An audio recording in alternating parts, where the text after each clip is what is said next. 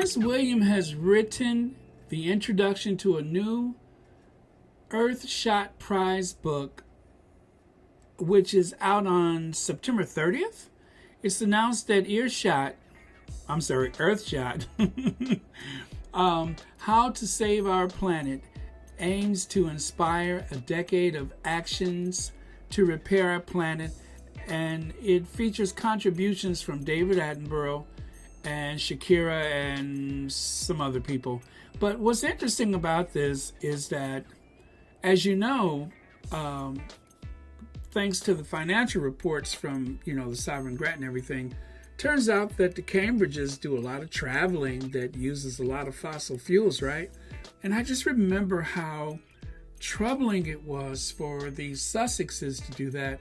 If I remember, didn't the Cambridges take a private jet and then several other vehicles, like 3 motorcycles and 2 cars or something like that, to a football match? The Cambridges. So between the 3 of them that traveled,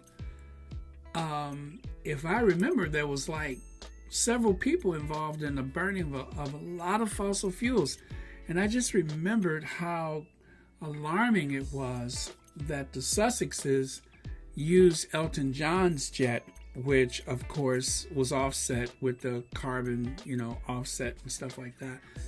I believe that the Sussex squad actually planted a forest because of that incident. Well, I'm just saying that it's very interesting that William can fly on a private jet, and there's nothing said about it in the tabloid press, but they tried to crucify the Sussexes for that.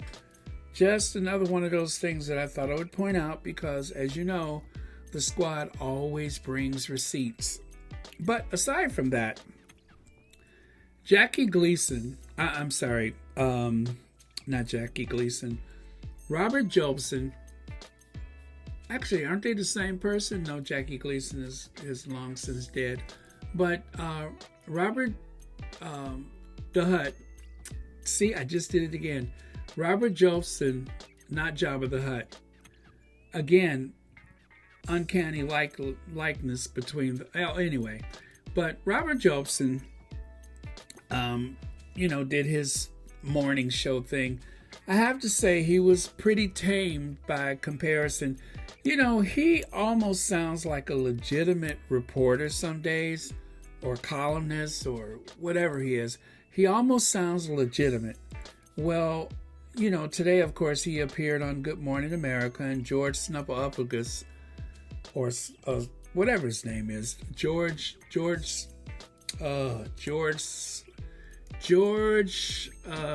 Snuffleupagus, he, asked his questions. And I kind of think that the squad is slowly changing the way our major networks are covering the royals. Not enough for my taste. The worst of it, of course, is when they sneak people in on the weekends or early morning weekdays when they appear on the, let's say, CBN streaming network. Or how about the MSNBC, like that car crash or car wreck of a time that they had Victoria Mather.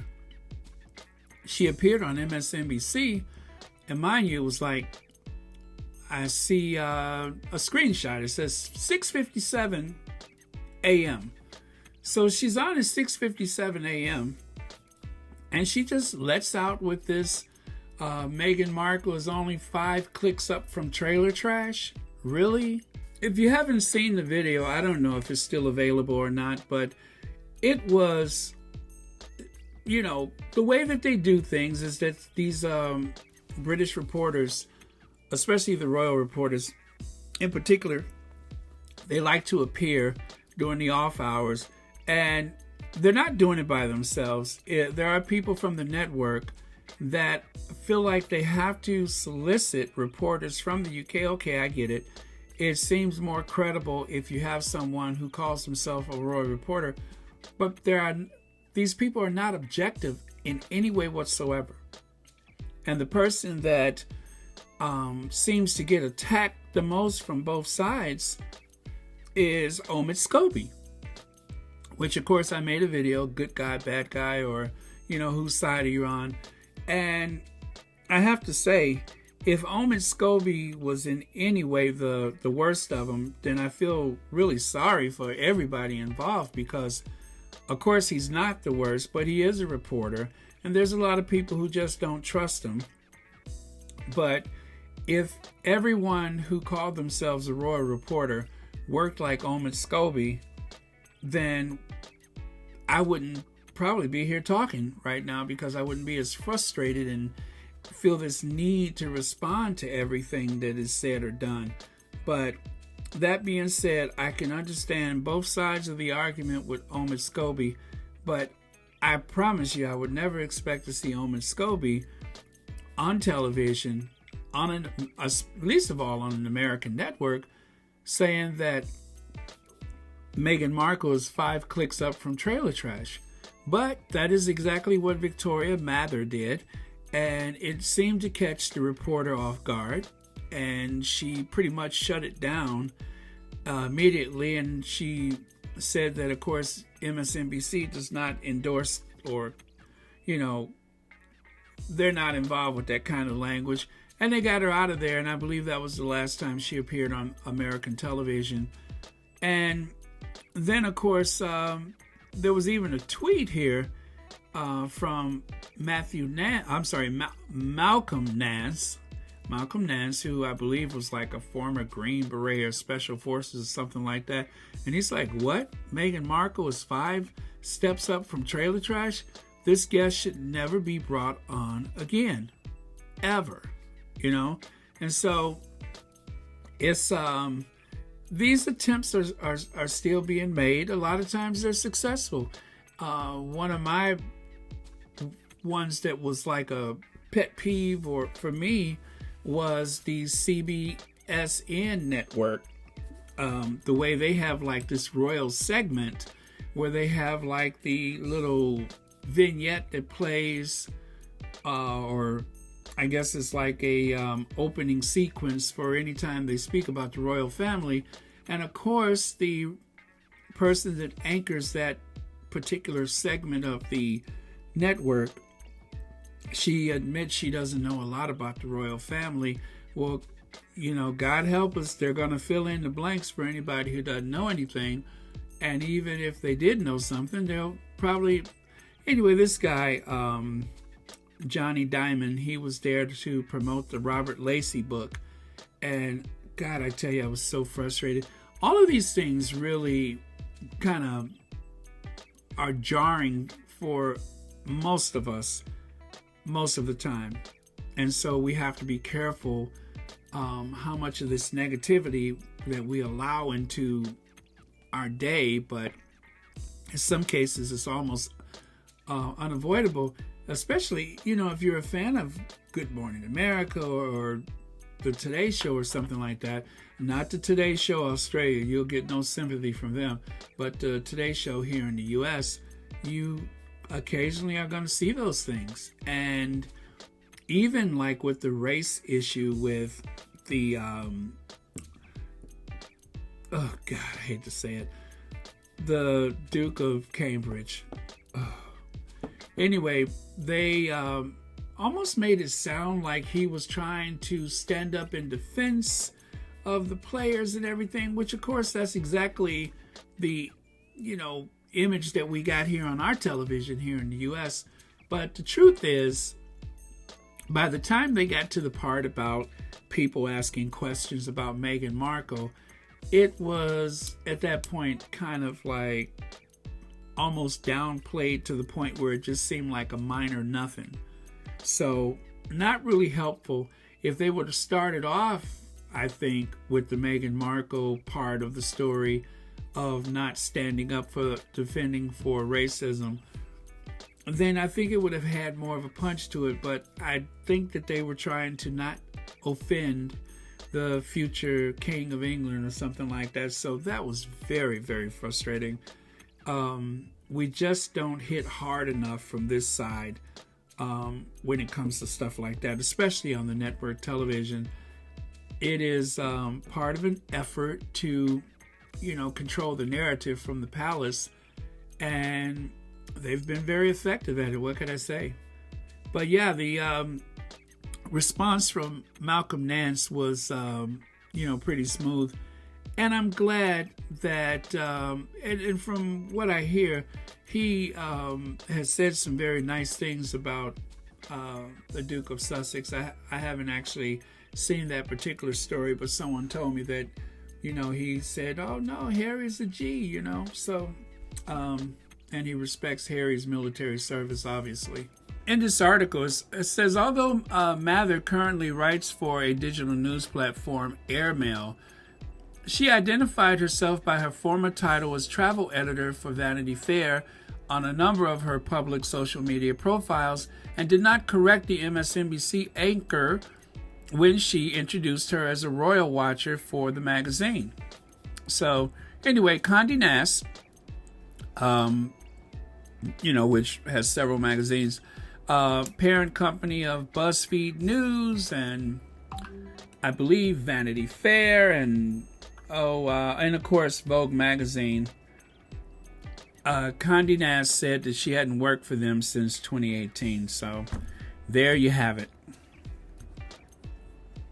So this story is a bit dated, but it's that was like one of the more offensive American television appearances by any British reporter where the Sussexes are concerned, but of course not the only one, and probably not the last one, but this is why we have to call them out. But let's get to something that was a little more recent, shall we?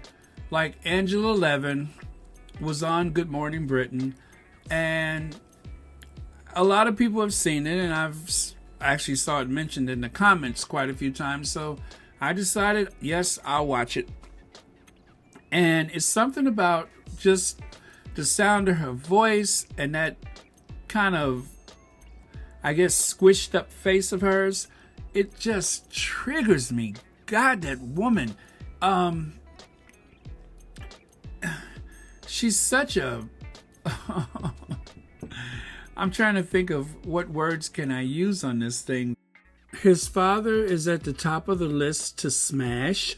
He risks looking like a traitor to the royal family. It's not going to be all honey and sweetness. I think he's going to smash again. I don't know why he wants to destroy his family. That he feels yet so revengeful he has to take another knock after finding freedom. He should just enjoy his life. He's making pots of money. He's like a cat or a dog tearing at something, doing whatever he has to do to destroy it. Those are just the buzzwords, the weaponized words that she used to attack Prince Harry. And she did that in less than 30 seconds.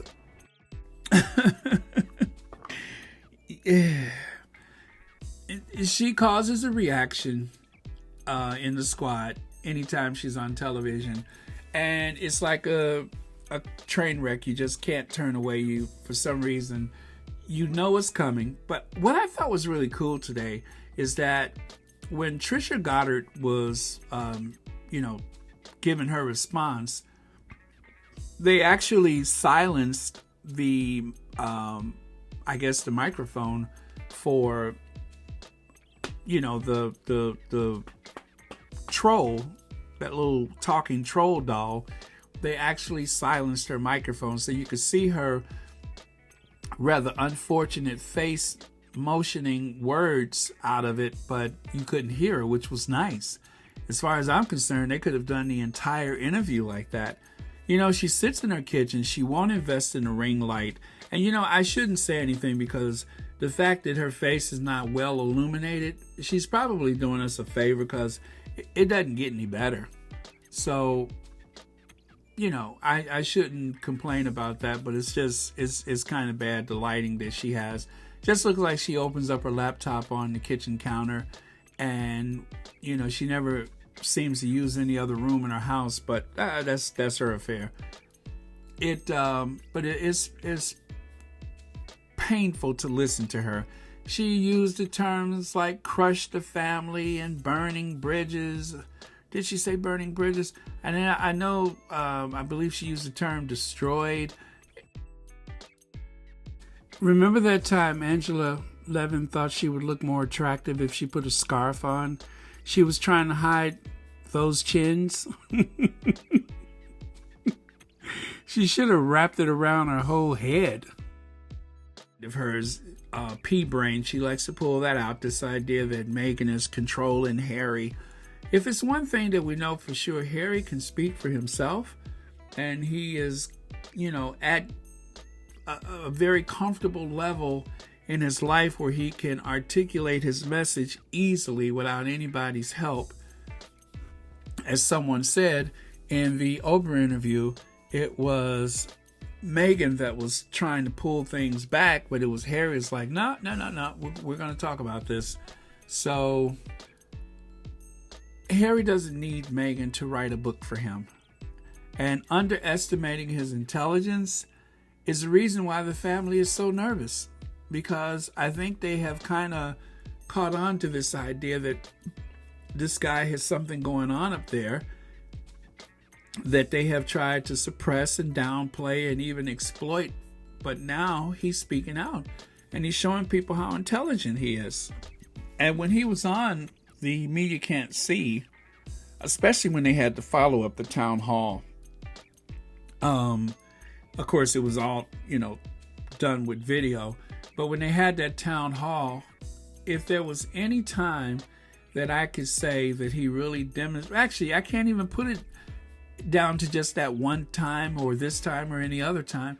He's always like that. It's just that he's freer to express himself. So Richard Saunders, the character assassination of Meghan Markle, as he puts it here, he says, let's see, anyway, the header here says, as the tabloids speculate about the newly announced autobiography of Prince Harry will really have been written by his wife, Richard Saunders sheds light on the 21st century tale of racism, class, and misogyny. Richard Saunders says, I have had the particular experience over the past few years of making 2 films on Prince Harry and Meghan Markle when Harry met Meghan for Channel 4 in 2017 and Harry and William, What Went Wrong, which of course was broadcast on ITV this month, 2 snapshots 4 years apart of a story that unfolded with hideous inevitabilities. So it goes on to say, for the first, I took the trouble to get to know Meghan. It was, or should I say, it wasn't difficult, he says. She'd written various articles, including a particular interesting piece for Elle in 2016 on her experiences as a mixed-race actress in Hollywood. She'd given a number of interviews and written a blog. It seemed to me basic research, but to my surprise, a number of the royal correspondents that I interviewed clearly hadn't done the same. That's really no surprise. So, of course, I'm not going to read the whole article, but I think you should. But I'll get to the part that kind of jumped out for me. So, okay, if I understand this article, he says that he spoke to Meghan in 2016 and did some research for ITV for the first, documentary film that he made. And then he returned 4 years later to make another. And, it was a whole different experience. So he says here, I then returned to it for a few months ago. Inevitably, I found myself chatting to friends and acquaintances. The experience was bizarre. Perfectly liberal, enlightened, intelligent people would suddenly pass through a portal to the 1950s. Meghan was conniving, manipulative, and narcissistic. No antediluvian, misogynistic trope was crude enough. So these are people that he thought that they were enlightened enough that they could see past all of this negativity. So if I understand, I don't think that he was paying as close attention as, say, you and I. the Sussex squad. But obviously he knew there had been some issues there. And so he said very, clearly that this is like a character assassination. And these things happen to living people, and it also happens to people that are long since dead, like what happened with Princess Diana. First, she died, real life, and then now her character has been assassinated. I have seen so many documentaries where they either build up Diana or they tear her down. And of course, what's so frightening is that, she had been written off as being completely nuts, which is one thing to hear that after the person has passed away, but it's another thing to hear it while a person is still alive, because it almost seems like it means that person is targeted for whatever. I'll just say for whatever. So yeah, this was very enlightening, and hats off to Richard Saunders for writing this piece. Brilliantly written, and it really just confirms what the Sussex squad already knows. So I'm just really hoping that the powers that be get their comeuppance. This is a very powerful institution, and what makes it so powerful is not the actual weapons at their disposal as much as it is the fact that this cult-like presence in the hearts and minds of a lot of powerful people, and of course a lot of older people that consume this information. And it's no shame in feeling the way that they feel about the royal family, because you have people all over the world that have a almost fanatical devotion to different things, and in other cultures it may seem like very normal, but for an American to see this kind of devotion for this family is rather odd. I mean, I get it. It's partly religious, it's partly military, it's government. It kind of ticks a lot of boxes. It's even, the example of how one should live one's life. It's the model family. The thing is, it hasn't really behaved as a model family in so long because of the information that's available. So I'm not trying to help them by explaining what looks so weird about them, but I think you understand what I'm saying. They're in a powerful position, and they can really pull some strings and affect the news all over the place. And just like with this alt-right, right-wing nationalist movement in the Western world, it's because things are getting browner that people are pushing back harder to make sure that the power dynamic stays with the status quo. And that, of course, is happening everywhere. So we just have to wait it out, and then we also have to speak up, and tell our truth.